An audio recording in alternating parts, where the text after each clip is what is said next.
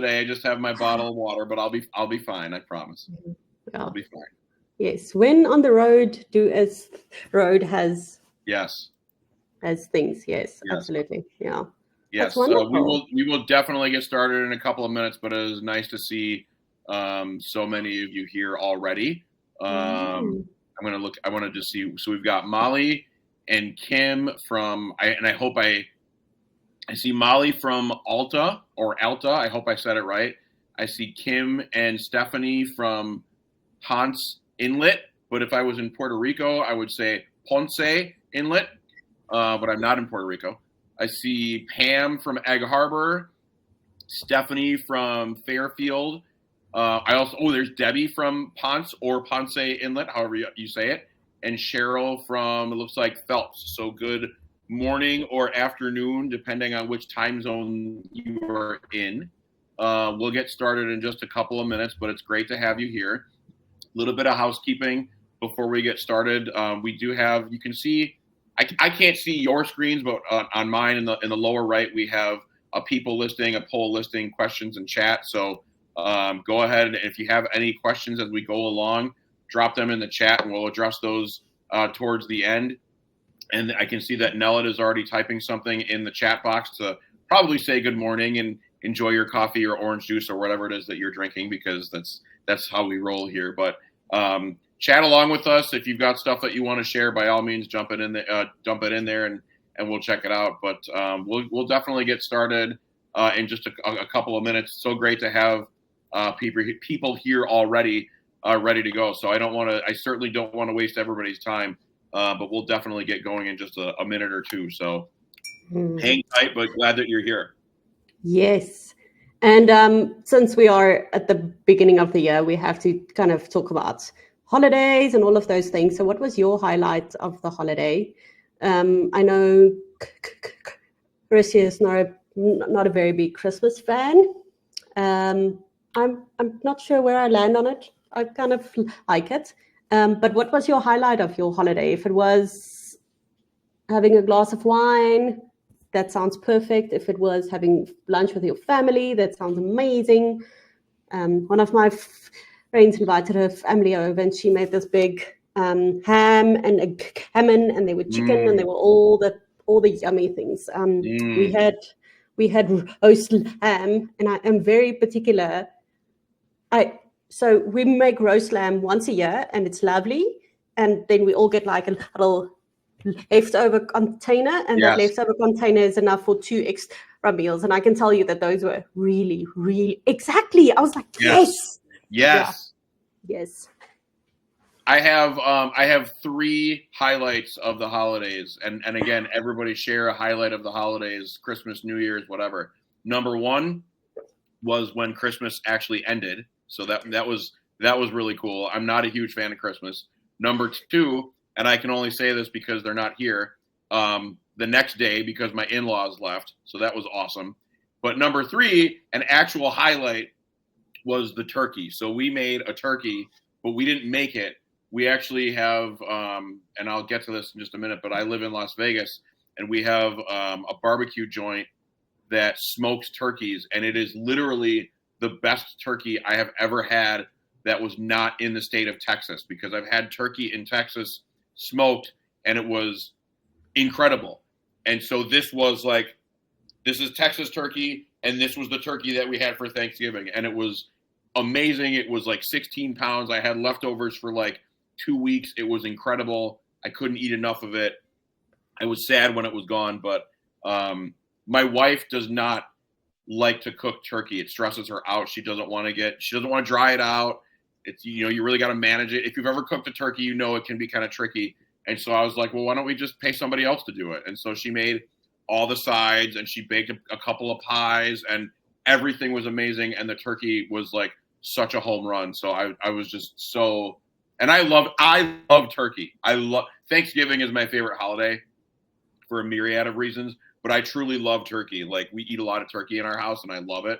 So to have such an amazing turkey for Christmas was, That is Oh, beautiful. I love God, it. I love it. And the fact that they were like containers of leftovers, that makes my Yeah. heart so happy, because you can Oh, put so good. turkey with sides, you can eat turkey Oh, with this, you can eat turkey with, it sounds amazing. Yes. yes, I Yes. love turkey. I see Megan has jumped in. Hi, Megan. Nice to see you.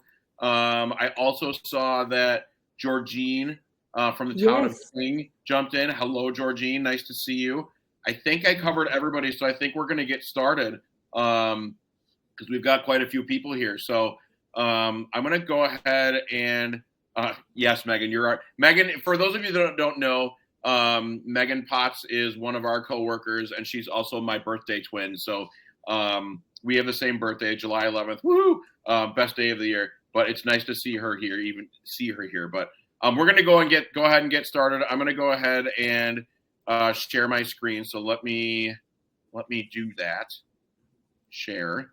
Come on, Chris, you can do it. Share screen. Let's see if it's going to work.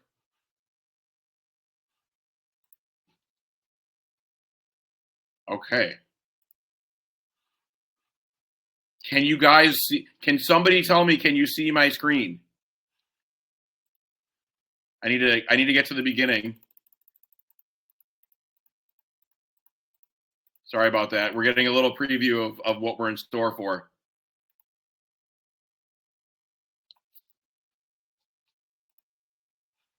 I love technical difficulties. There we go. All right. There we go. Excellent. Okay, perfect. Everybody can see my screen. Awesome. Okay. Good morning. So what we're here to talk about, cybersecurity. We're here to talk about protecting that sensitive municipal data. And really kind of where this comes from is, we are in a time, and we have been for a few years, where everything is being, go to our website. It's online. It's on our website. How can we digitize things? How can we remove paper from processes as much as possible? And so now that we're doing that, now we have to keep in mind, how are we going to keep that data safe? What are we going to do to make sure that we don't have data breaches, that we don't have hackers getting in and getting information? We've got personally identifiable information. Again, I don't want to get too ahead of myself, but these are things that are super important. And so now that the movement is here to put that stuff online, how are we going to protect it? That's really what we're coming from today. So I want to do a couple of quick introductions. This is Betty. As you can probably see, she's not a real person, but she actually is a real person. She still uses her flip phone. She's very efficient with a computer, but she's a little bit slower in her typing. She's a hunter and pecker like my father-in-law used to be, kind of like with two fingers like that. And maybe you are one of those, and that's totally cool. I learned typing in 5th grade with Mrs. Lair and keyboarding, and it was, I can do all that, and it's everybody learns a different way. She loves her bulletin board, she loves her Post-its, and she loves her accordion files. I also actually love Post-its. It's one of my guilty pleasures. We have a lot of Post-its in our house, but she's been in her job for a while. She's very comfortable in what a clerk does, how a clerk does it. Very just really comfortable in her job. It's just that the technology around her has changed. Her deputy, however, is Bella, and again, not necessarily a real person, but somebody who's here. Her phone and her laptop are totally synced. They're on the same page. Everything is totally perfectly in sync with each other. She's really, really up on technology. She uses her fingerprint ID to open her laptop and her phone. The payment station at work is integrated with her email so that when somebody pays, she gets an email account. The payment is sent into the bank account. Everything is completely synced. And Betty really allows Bella to kind of be in charge of all the technology stuff. So just keep these two folks in mind as we go along. We're going to talk a little bit about how they interact with each other, but also with the technology stuff that we're going to talk about. One more person. This is a real person. This is me. My name is Chris Estrella. I am the government content insider for both TownWeb and HeyGov. I was a clerk treasurer for almost 17 years. I was a deputy administrator for 10 in Wisconsin. Currently, in addition to what I do for TownWeb and HeyGov, I am an adjunct professor of public administration, both at UW Oshkosh, my alma mater, yay, and at Rochester University in Michigan, just north of Detroit. Love it. I absolutely love it. It's fantastic. My students are great. So if you ever have any public administration questions, I can always put my professor hat back on and we can talk about that. I'm also a past president of the Wisconsin Municipal Clerks Association. I did that for a year and I sat on the board for 5. It was fantastic.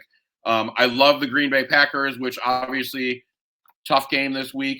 But I also love the University of Notre Dame. My uncle went to school there, and there's a big game coming up on Monday, so I'm very excited for that. Huge New York Yankees fan, and of course, In-N-Out Burger out here on the West Coast. But I live in Las Vegas. My wife and I got really tired of those cold Wisconsin winters, which if you live or have ever been to Wisconsin in winter, you know. And so we moved out to Las Vegas 3.5 years ago. Today, however, I'm actually coming to you from the road. I'm at the Hotel del Coronado in San Diego, California. My wife is actually at a conference presenting here on Friday, and so I get to bring work with me and bum along for the ride. So good morning from sunny San Diego. I think today it's going to be around 75, not to rub it into everybody, but I know it's like cold everywhere. So I hope everybody's warm where you are.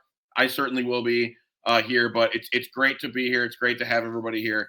If you ever want to talk about Vegas, I'm your guy. I love talking about Vegas. I love living in Vegas. But just a little bit more about kind of Betty and Bella before we jump into the technology aspect of everything. They both want to serve their community in the best way possible. They want to be there. They want, folks to come in and be able to conduct their business, whether it's through technology, whether it's on paper, a mix of both, whatever it is. And so it's really interesting that I kind of start off with this because in my first clerk job at the town of Blooming Grove, I was Bella on the right and my boss was Betty. But this was also back in 2005. So technology was a lot different then than it is now. But that's one of the things that we worked really well with both he and I is that, he was a little bit older. He was 50 and I was 25. But I was like, ooh, technology. And he was like, okay, how are we going to make this work for our office? So they both want to be successful. And I actually think it's really advantageous if either you are a Betty or a Bella to have the opposite in your office with you just to complement each other. So it really, for me, it worked out. I stayed in Blooming Grove for 10 years. It was a great place to be and loved it. But we're here to talk about cybersecurity and some things that you guys can do to really prevent bad things from happening. But even before I get into that, I found this graph of the estimated cost of cybercrime worldwide in trillions of dollars. That's trillion with a T, trillions of dollars. And so you can see we're right now, this is estimated because this is from November of 2022. So this is estimated in 2025, an estimation of $17.65 trillion will be the cost for cybersecurity. You can see all the way back from 2018, not that it wasn't a lot of money because this is, billions of dollars, not trillions, but you can see the cost is just exponentially growing. And that's because, and I hate to say it, the bad guys and gals out there are taking advantage of at-risk systems and at-risk people. And so what I want to talk about today are some things that you guys can do. And it's not super technical. Some of it is a little bit technical, but it's not super technical. But some things that you guys can do to prevent it from this happening to you guys. And I will tell you, this is happening. It's happening everywhere. You could do a really quick Google search and just see what's going on. I had mentioned this before. We are really in the digital age now. Maybe pre-COVID we weren't so much, but COVID really accelerated things for everybody and really got the digital age. It really made it arrive, and so we're living in it right now. And there's that push to do everything, and I say it in quotation marks. You can't do everything online, but you can do everything online. So really, it really comes down to if we're going to put data online, if we're going to put forms online, if we're going to have payments online, we have to secure it. There's a lot of personally identifiable information out there, like driver's license, licenses, cell phone numbers, birthdays, social security numbers.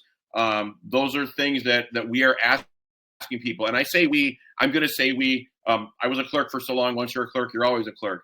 There are things that we ask our residents and our visitors for to put on forms that we have to safeguard. Now, obviously, it's on paper. what do you do with a piece of paper when you don't need it anymore? If it's got personally identifiable information on it, you shred it, you burn it, you do something so it doesn't exist anymore. This is to that point now. How are we going to shred? How are we going to burn? How are we going to eliminate that information that we don't need? And how are we going to protect what we have? And again, municipalities are currently under attack right now. Last year, I'll just tell you guys, I do a much longer version of this class at conferences and at educational institutes for clerks. I've done them all over North America. We do a much deeper dive. But last May, when I did this, the city of Hamilton in Ontario, Canada, population around 500,000 people, came under a cyber attack, and they were completely shut down for almost a full month. And you can just Google it. Like literally, you could Google, municipal cyber attack, click on the news tab in Google, and it will just go on for pages and pages and pages. It doesn't matter how big or how small you are, they're going to come after you. And so what can you do to safeguard anything from happening and making sure that, the things that are going to happen are going to be, as minimal as possible. So let's talk about some of those cyber threats coming after you guys. And I want to start off with this quote.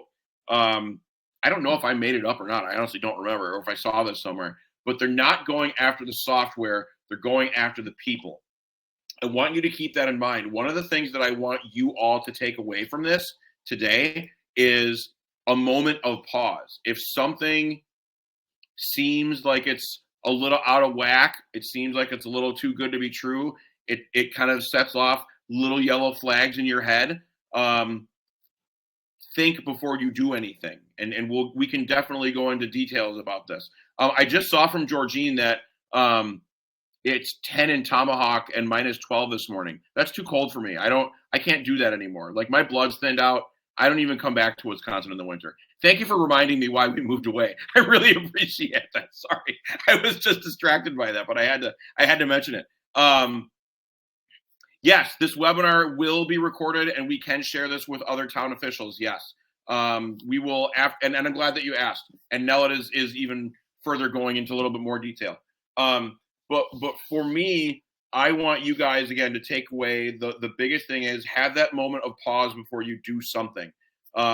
So the three kind of, I don't want to say biggest, but say most common threats are phishing attacks, ransomware, and spoofing. And I'm going to go in a little bit more details as we go along. But phishing attacks essentially trick you so that the bad guys can steal sensitive information. And typically this is done through a text message or an email. Now, your email filters, and I'm going to talk about personal ones like Hotmail, Gmail, Yahoo Mail, all that stuff. They do an okay job of filtering out spam messages and some of the really obvious ones. And again, for those of us in the U.S., somebody from Africa wants to send us money. We all know that that's spam, like just because that's so common. But phishing attacks are definitely getting more advanced, more technical, and a little bit harder to spot. So we're going to go over some ways to note them. Ransomware is where a file typically downloaded by you or somebody in your office is downloaded. They think it's a legitimate file. It's downloaded, it locks your data up, and the only way that you can get your data back is by paying a big ransom.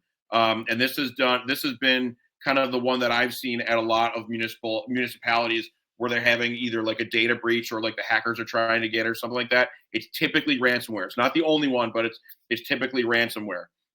I won't talk in super detail about this, but there was a ransomware attack that happened at all of the Caesars resorts and all of the MGM resorts in fall of 2023, and they both ended up paying, I can't remember if it was $15 or $30 million each to get that data back. I could spend a whole hour talking about that, but that happens. It happens a lot at the municipal level, not so much at the private sector, but a lot at the municipal level. And then spoofing it's disguised to make you think that you are actually on an actual website. So think about, you've gotten an email like this where, click here, your account suspended or something like that. But the bad folks actually build websites to look just like Amazon.com or Target.com or maybe a state website or like bankofamerica.com. And you think you're on it and you're putting your credentials in, and then you're actually giving it to them, and then that's it. And so it's really important. Again, There's a lot more. These are kind of the three that we're going to talk about today. But there's a lot more. Again, I teach a 2-hour class on this stuff. So, and I could teach easily a 4-hour class on this stuff. But we're going to talk about these as we go along. And so some examples of phishing attacks are, and again, the first thing I want to draw your attention to is the email address. And I know, and I'm not talking about ones that you trust, although that is something to check as well, because email spoofing is a thing as well. But especially if this is an email address you've never gotten an email for, or it looks weird, it sounds weird, something, it's just a strange email address, check it out and make sure. Is the email addressed in kind of a vague manner? Is it asking you for something but not being specific about what that something is? Is it asking you for confidential information? Definitely warning flags should be going off if it's asking for a password or login info, of course, social security or banking info, anything like that. What I want you to do, if it's obvious, of course, delete it, block it, report it. That goes without saying. But if this is something that you're not sure of, for example, if it comes from an email address that is familiar to you, or if it comes from a person that you know, follow up with that person, and not even necessarily by hitting reply. Give them a call. And I'll just share a really, really quick example. My last municipal job in Wisconsin was at the town of Oakland, Jefferson County. I worked there for 3 years before we moved out to Vegas. I once got an email from my town board chairman asking me to buy like $500 or $600 worth of gift cards and to send them somewhere. And I was like, that's really weird and totally out of the ordinary. And my town board chairman was a 75-year-old retired farm equipment salesman with a flip phone. And so he emailed really well, but I knew like this was totally out of the ordinary for him. So all I did was call him and I was like, Gene, is this you? And he was like, no. And so that's how we figured out his email password had got hacked. We had to change everything. Again, it was fine, but there's so many stories like that where people just kind of blindly do something like that and send gift cards out, and then they're out the money and that's it. So if nothing else, if you're not sure, follow up with the person, open up a separate email and type something to them and just say like, is this real? I got, this request from you. Is this legit? Or give them a call and just see what happens. I think a lot of times, if folks have that moment of pause and are just like, I don't know if this is legit or not, it can really stop a lot of what's going on. So something good to think about in terms of phishing attacks. Another kind of tactic is, from a phishing attack, does it create a sense of urgency? And I put a car dealership in here because I am currently in the market for buying a vehicle. I'm currently in the market for buying a new car. Literally a week and a half ago, I was told when I was at the dealership, when I went there, I was like, I'm just here to test drive a car. I don't know if I like it or not. I just want to see. And I ended up being there for 90 minutes because they wanted to try and sell me a car when I wasn't in that mindset to be sold a car. They were trying to create a sense of urgency for me that didn't exist. So that's another thing, is that if there's an email that's trying to create a sense of urgency that truly doesn't exist, that's another warning flag that should go off in your head. If you got an email from a company or a person or anything that, something was ordered that you were never involved in at all, and it could be a municipal thing too. It could be like something from Granger. It could be something from us. Like, did we send an invoice to you that we otherwise wouldn't have? Like, definitely follow up and see, is that a legit invoice or not? But again, give a call. Like, a call is a really great way to kind of screen that stuff. Look for grammatical errors, strange URLs. Those two are really big. If you look for things like misspellings, if you look for really bad grammar, if you look for things like the number 1 being replaced with an exclamation point, the letter S being replaced with a $sign. Again, this is all, it's tough to do. It's tough to remember to kind of do, but it's easy to do at the same time. And it's just really easy. Again, if it looks weird, if it looks strange, if the URL, the web address is just like, I have no idea what that is. If they want your money, they're going to, if it's a legit company and they want your money and you don't pay the bill, they're going to send it again. I have reached out to companies that have sent me personally text messages wanting me to pay bills over text, and I don't do that. And so I would reach out to them and be like, is this you? Like, are you sending me a text message with a bill attached to it, because I don't do that through text messages. So again, something to think about. And then again, I mentioned this already, they offer you money. If they're offering you money, I mean, you might as well send them my way, because I mean, I love free money. But I think we all know, again, it doesn't matter if it's somebody from Africa, if it's somebody from down the street. People aren't just going around throwing money around for everybody to have. We know that's spam, but again, another example of just kind of something that you need to pay attention to. And finally, if you look at, and I have personally at my personal email have gotten more emails like this, the unusual sign-in activity emails. These are starting to get really, really good. And I mentioned that right here. They can be very difficult to distinguish. The bad guys are getting really, really good at this. I've seen it from, and please don't judge, I still have a Hotmail account. So I've seen this come in to my Hotmail account. I've seen this come in, not so much to my Gmail, but I also don't use it for a whole lot. But I've seen a lot of these things come in, and they're really good at it. So the biggest thing that I can advise you to do, typically they include a link right here where you can review your recent activity. And what this will do is this will take you to a login page. This is a phishing scam that looks just like Hotmail, for example. And then you will put in your credentials, and then they have access to your email and everything that your email is tied to. So again, I'm not trying to scare anybody. It's super important that you guys know about this. The other, again, because I'm full of stories, not this, but this, I actually had a hack on my Hilton Honors account happen almost a month ago. And I don't know exactly how it happened, but it ended up getting into my eBay account, none of my bank accounts, into my Marriott account, like everything that was tied into that email, I had to go and kind of unthread and make sure that it was okay. Now, fortunately, nothing financial happened, but what I was able to do once I saw it was happening, I was able to log into my account, lock it so nothing else could, and I had to do this multiple times, but lock it and make sure that nothing else could be changed. So it's something that, again, it's a really good email. You can see it looks legitimate. I mean, it's from Microsoft. It's from Microsoft, the Microsoft account team right here. But it's not. It's typically not. So these are becoming more prevalent. So please, please, please keep an eye out for them. Very, very important. I saw, and again, I see that Georgine just shared that they almost lost $42,000 last month from a bad email that looked like a legit one.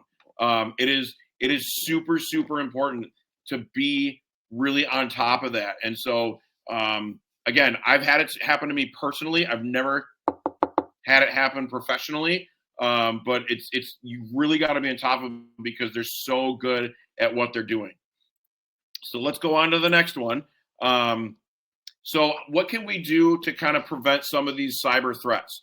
So number one is definitely have a strong password. And I put policy in here, but strong password policy, not create a policy, but just have kind of a policy of having really good passwords. And something that I learned in researching both for my class that I teach on this and also this is it's easier to choose. It's better to choose a longer, simpler password over a shorter, complex one, because there is a thing that's now called password fatigue.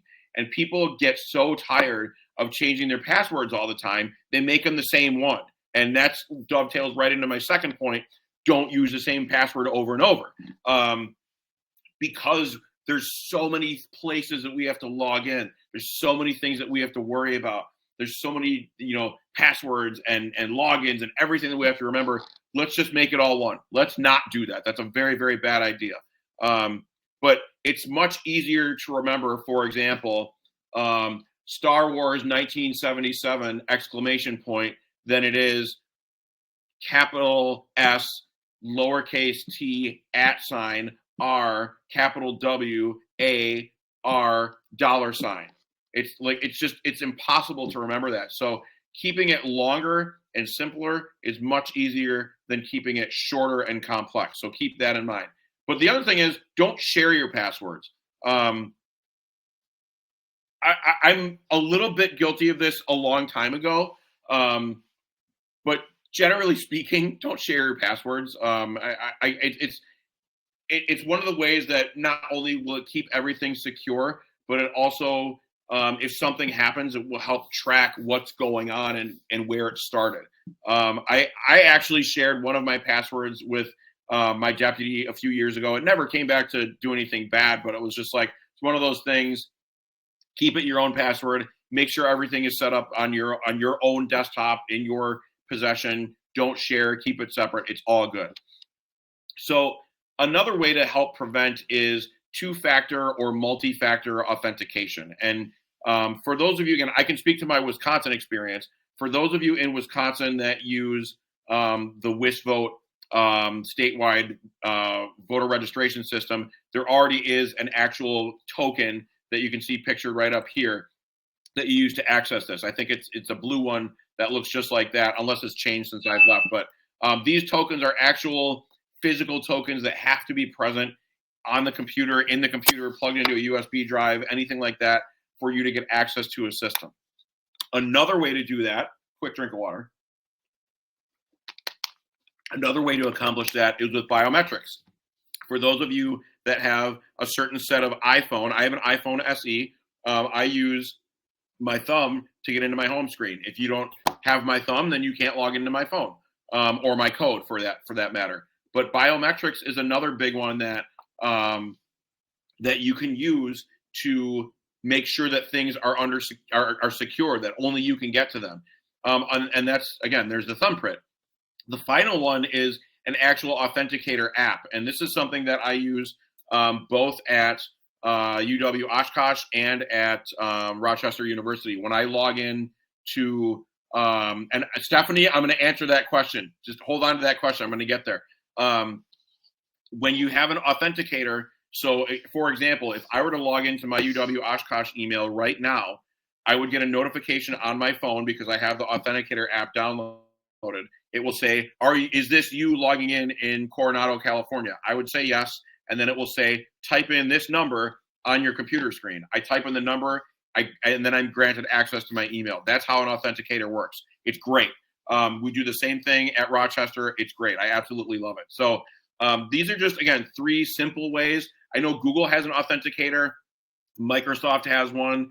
I'm sure that there's more out there, but it's important to do something. If you haven't turned on multi-factor authentication for even your personal stuff, do it. It's a pain in the butt, but it's totally worth it. You might get an email or a text message. Is this really you? Blah, blah, blah, blah, blah. You can confirm it. If it's not you, nothing will happen, and then the bad guys can't get in. So just keep that in mind. Stephanie asked a really good question. What do you do when you have 5 pages of passwords and they all have to be different? In the chat, both Megan and Nellet noted 1Password is very good. That is actually something that we use for our company. We're not endorsing them, but it's actually something that we use. I'm going to be honest with you. So if you remember my boss that I was talking about at my first job, 20 years ago, he actually had it printed out on an Excel spreadsheet. And believe it or not, given what happened to me a month ago, I actually started it as well. Now mine is only a page long, but I think because there are so many, passwords and logins that we have to remember, and they all have to be different, you have to do what works for you. So if a piece of paper works for you, great. I actually don't have it printed out. I have it stored on a flash drive. So if I need access to it, that flash drive is always with me. 1Password is good. Any other password type manager, check them out. You just have to see what works for you. I think there's something to be said about having paper, even though, yeah, you have yours on the drive. That's perfect. It's a great spot to have it. There is something to be said about having a paper backup, especially for usernames and passwords and logins and that kind of stuff. So don't get me wrong. It's horrible that it's 5 pages long. I've been there. I know it. I get it. It's probably only going to get longer, but I think having that paper backup is really good. But I think having it on a flash drive, having it on an external hard drive, saving it in an email somewhere and updating that, monthly or anything like that, that's another great thing that you could do. So lots of options. Again, find what works for you. That's the key. So from here, some tips to keep you secure. And again, we're already talking about, which is great, a password manager. Do you have something like 1Pass? Do you have something? I don't know what else is out there. If anybody uses something else besides 1Pass, go ahead and share. That's great. Excuse me. Nellet has shared in the chat here that if you use Chrome, you can create a profile and then log into your profile and then save all your passwords. So then Chrome is your password manager again. You have to have you only have to remember one password instead of 78. So do what you need to do. I'm glad that you shared that, Nellet. Another thing is semi-regular password resets. This is something that, some of us are prompted for depending on what we're logged into. But I can tell you, when I used to do in Wisconsin, when I used to do the state recycling grant every year, I was never prompted to change my password. I had the same username and password probably for 15 years. And I think that I just told them to delete it once we moved. But now, again, that was an older system. Now, systems are kind of set up where you might get an automated email, 60 days, 90 days, maybe once a year, twice a year, something like that, where you automatically have to go in and do it. A good kind of rule of thumb, and again, this is just kind of something that I'm thinking, if you haven't changed your password in like 6 months or a year, change it. It's just kind of a good rule of thumb. You can add an exclamation point or two, a question mark or two. You can change this thing. But again, make sure you note that somewhere. You don't want to be using old passwords. But do that semi-regularly. Antivirus software is very important. I'm on a MacBook right now, and those are known to be pretty solid and secure from viruses and ransomware and stuff like that. But again, if you have something that can download when you download your attachments, can scan them and make sure there's not any type of ransomware attached to them, that would be really good. And then the other thing is control account access. And I wrote access. I didn't mean to write it twice, but access. Everybody doesn't need access to everything. And I think that's something that's important to note. So if you're a clerk and you have a deputy, or if you're a deputy and you're here and maybe your boss doesn't need access to everything, maybe your deputy doesn't need access to everything. Part of the way that you can keep things secure is making sure that not everybody has access to everything. So if somebody wants it, they need to provide a good reason why. The more people that have, and this is true of anything. This is true of election security, of cybersecurity. The more people that have access to more stuff, the more possibility that something, not good could happen. I don't want to say bad, but not good could happen. So it is okay to limit access to folks. And if they have a legitimate reason, maybe you can grant them access. But if it's just because they want it, maybe not.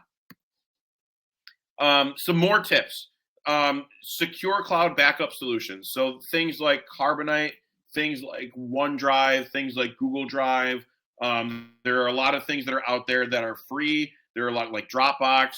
There are things out there that you can pay for that automatically do it, so that if something happens, all your data is backed up, everything is good to go.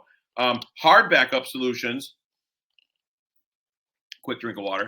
Some hard backup solutions, things like a flash drive, an external hard drive. I would show you my flash drive, but it's plugged into my computer right now. But some off-site backup solutions. Again, you have to kind of proactively know, okay, it's been a month, it's time to back up, or it's been a week, something like that. That's a good way to kind of keep things backed up, both your computers, your files, your website, anything like that. Make sure that your website, whether it's through us with TownWeb or whomever your website vendor is, make sure it has SSL protocol on it. That's secure socket layer. That just means it's secure. And I will tell you, this is automatically included in with the .gov domain. So if you don't have a .gov website, number one, I have a whole nother webinar that I teach on that, and it's also part of my cybersecurity class. But if you don't have one, there's a million good reasons to get one.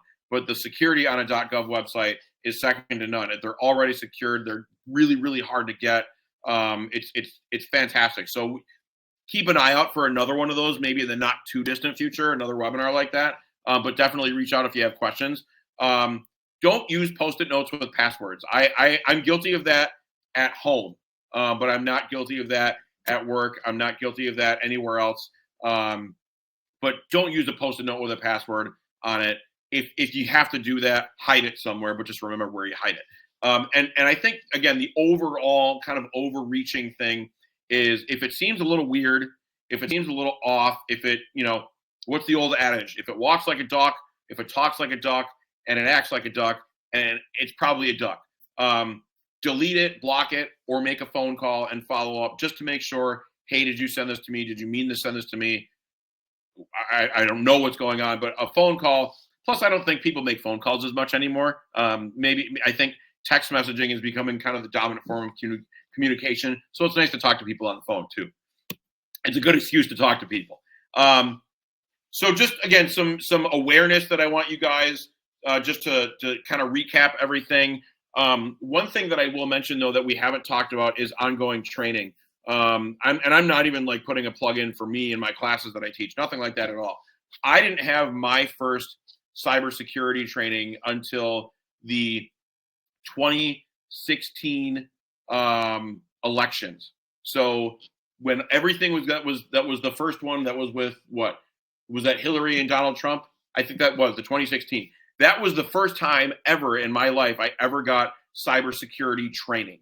And so it's important to note that this has been definitely increasing in importance over the past few years. Again, I now teach an entire 2-hour class on this, which didn't even exist 2 years ago. But it's important to get training on this. Today is a perfect example. I'm glad that you guys are here. I'm glad that you're participating and paying attention and sharing things. And Cheryl, exactly what you wrote. We have a webinar regarding .gov emails and domains, and we will send it off. But it's not even from a sales perspective. It's from an education perspective. You guys have to know what's going on so you are able to secure things and not have bad things happen. And so whatever training that you can get on cybersecurity, whether it's at an institute, it's at a conference, it's at a webinar, whatever it is, take it. You will always get something out of it. It's always, always, always valuable to get more training. Learn what some phishing scams look like. And again, I mentioned this, the exclamation point instead of a 1, the A instead of an @ the $ instead of an S. Again, basic stuff, but stuff that I want you guys to know about. Ask. If a domain renewal is sent to you, did your website provider send it? Like if we're not going to send you a bill because we're going to send it to you like when we're supposed to. We're not going to send you another one to get more money out of you. But if this is something that you're not familiar with, just call and ask. Make sure that they send it. Back up your data. Again, if it's a flash drive or an external hard drive, or if it's to the cloud, anything like that, there's lots and lots of things out there. We can definitely go into more details about it, but there's lots of opportunities out there to do that. .gov website domain, we just talked about that. We can certainly help you with that. But one thing I will cue you in on, it is free still. The federal government does not charge for it. So if it's something that you're really interested in doing, it's a process, but it's free. You don't have to pay for it.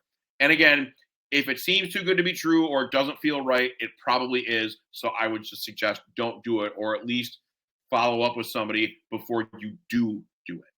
Very, very important.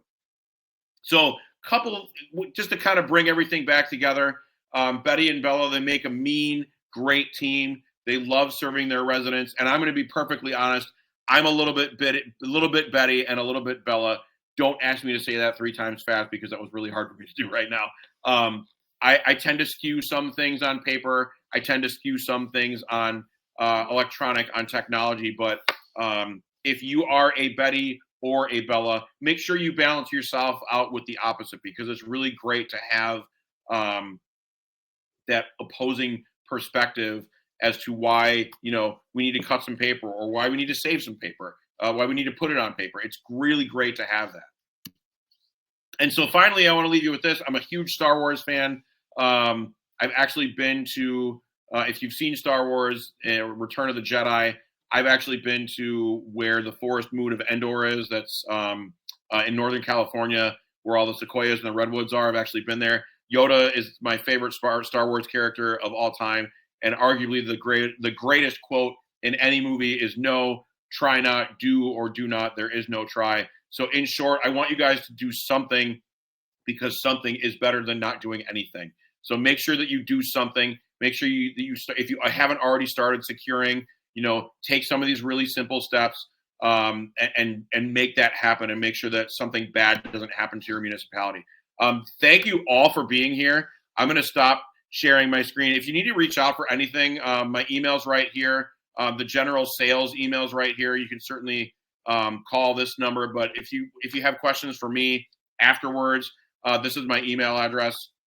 Copy it down, send me an email, no big deal. And it doesn't even have to be work related. If you're coming to Vegas and you need some suggestions, food suggestions or hotels or anything like that, shows, let me know. We've done a lot at home, so it's kind of nice. But we're going to stick around. I'm going to stop sharing for the moment. We're going to stick around and answer any questions that you might have on anything. I certainly have time here, so it's not a problem for me. But any questions that you guys might have, just drop them in the questions or the chat box, and we'll go ahead and answer those right away. But thank you so much for coming, everybody. I really, really appreciate it.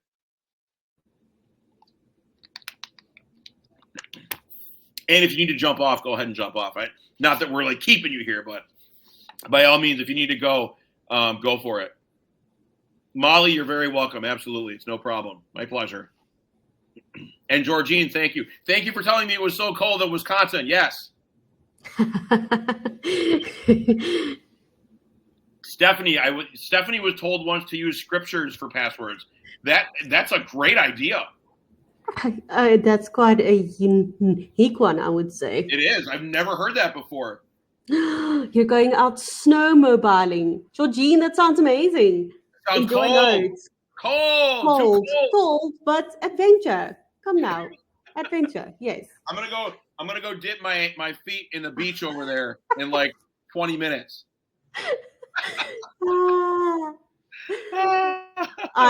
That's true. I totally get that. Yeah, it's true. You got to get out. You get stir crazy. Yeah. Oh, 15. No, thank you. No. Bye, Georgine. Thank you so Georgine. much for popping in. Stay warm. Stay as warm as you can. Yes. Oh, goodness.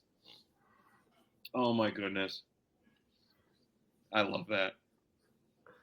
But, yes, any questions you guys have, drop them in the chat. We'll definitely stick around for a few minutes and answer those. And again, if you don't, all good. I'll just get to the beach a little faster, but I'm certainly not complaining about it.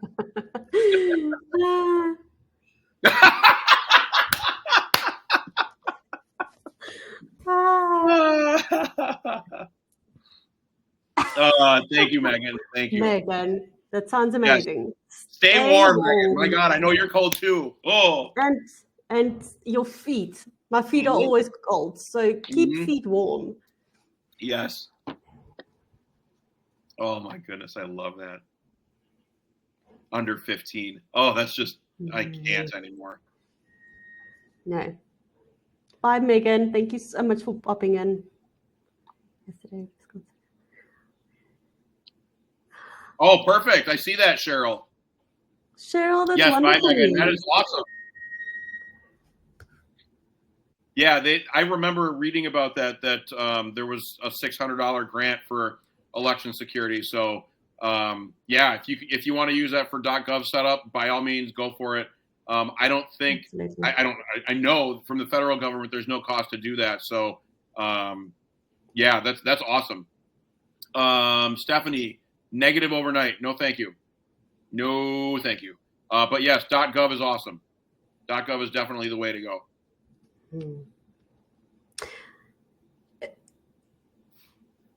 Excuse me. Too much water, too fast.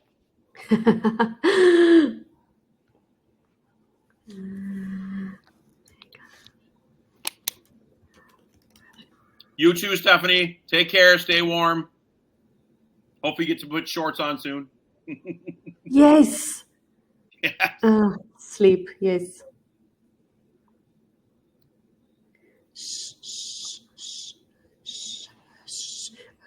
Errol, you're most welcome, and please reach out if you need anything else. Absolutely. Absolutely.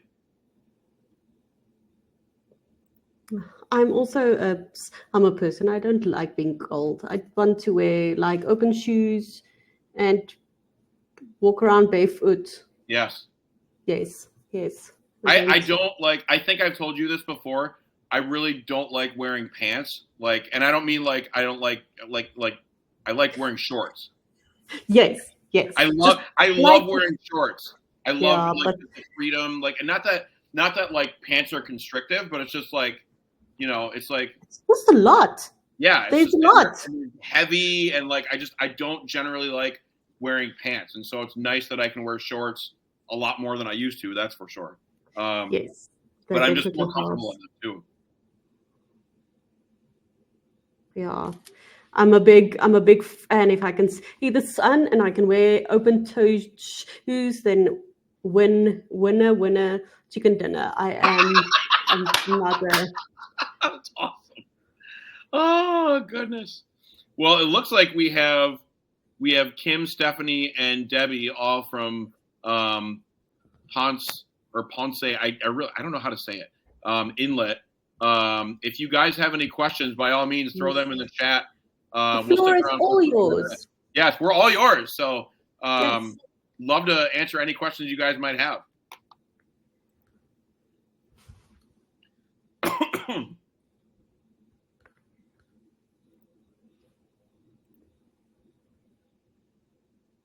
Oh, I see Stephanie's typing. Yeah. The suspense is killing me.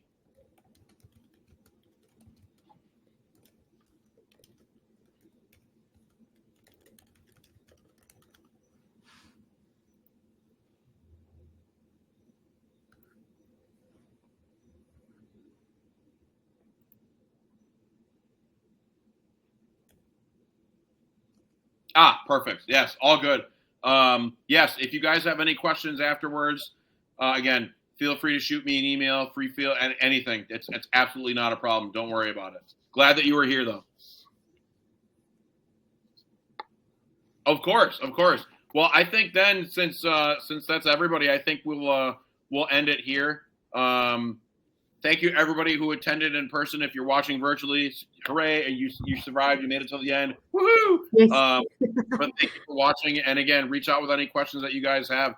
Love to help you out. Yes. I think we're gonna stop the recording.